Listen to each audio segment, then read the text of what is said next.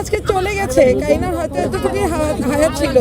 ভুল চিকিৎসা, ভালো চিকিৎসা, আমাদের নিজেদের সিদ্ধান্ত সবকিছুর ঊর্ধ্বে হচ্ছে যে কারিনা চলে গেছে। কারিনা নিজে কোনো পলিটিক্যাল দলের সাথে অ্যাফিলিয়েটেড ছিল না।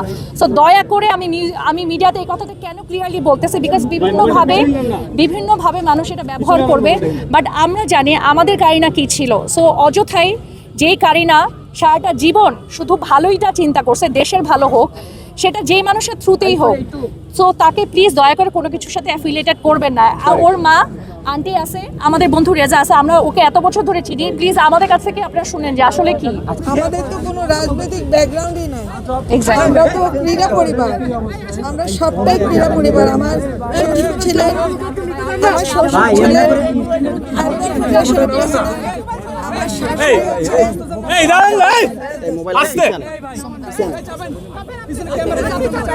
আমার শাশুড়ি হচ্ছে দাবা খেলেন, আপনার কথা বাংলাদেশের একজন অ্যাসেট সম্পত্তি কথা তো বলার কিছু নাই। তো এত ট্যালেন্টেড একটা ফ্যামিলি থেকে কারিনা তো বেসিক্যালি ট্যালেন্ট নিয়ে জন্মাইছে। তো সেই ট্যালেন্টেরই বহিঃপ্রকাশ হচ্ছে সে মানুষকে ভালোবেসে বা নিজেকে ভালোবেসে, নিজের পারিপার্শ্বিকতাকে ভালোবেসে সে কিছু কন্টেন্ট ক্রিয়েট করতো, লিখতো, একটা মুভি করেছে, সে মুভির ডিরেকশন দিয়েছে রেজা, অভিনয় করেছে তার সাথে ডানা।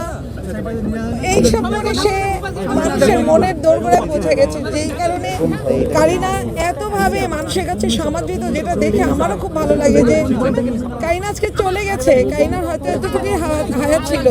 ভুল চিকিৎসা, ভালো চিকিৎসা, আমাদের নিজেদের সিদ্ধান্ত সবকিছুর ঊর্ধ্বে হচ্ছে যে কারিনা চলে গেছে। এইটাই ওর এতটুকুই হায়াত ছিল, এতটুকুই ওর আমাদের সাথে থাকার জন্য আল্লাহ দিয়ে দিয়েছিলেন। তো আমরা সবসময় চেয়েছি যে আমাদের সহজ সরল জীবনে আমরা সবসময় চেয়েছি মানুষ ভালো থাকুক, মানুষ ভালো থাকুক। আমরা এখন আসলে রাজনৈতিক সচেতনতা ওইভাবে নাই, বাট হিউম্যান বিং হিসাবে সচেতনতা আছে যে মানুষের উপর অত্যাচার না হোক, মানুষ ভালো থাকুক।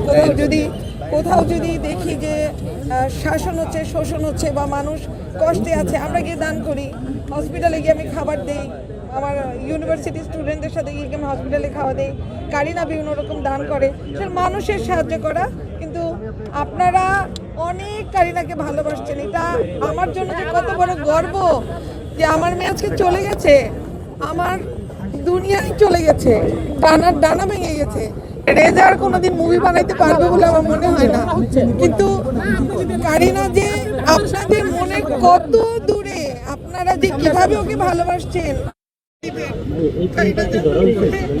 এরকমই হাসি খুশি থাকে।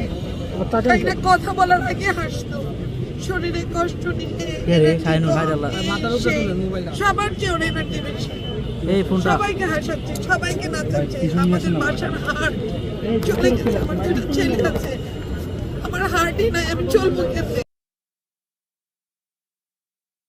যদি কখনো কোনো অন্যায় করে থাকে, কোনো কিছুতে আপনাদের যদি অপছন্দ হয়ে থাকে, কারিনাকে মাফ করে দিয়ে কারিনার জন্য দোয়া করেন।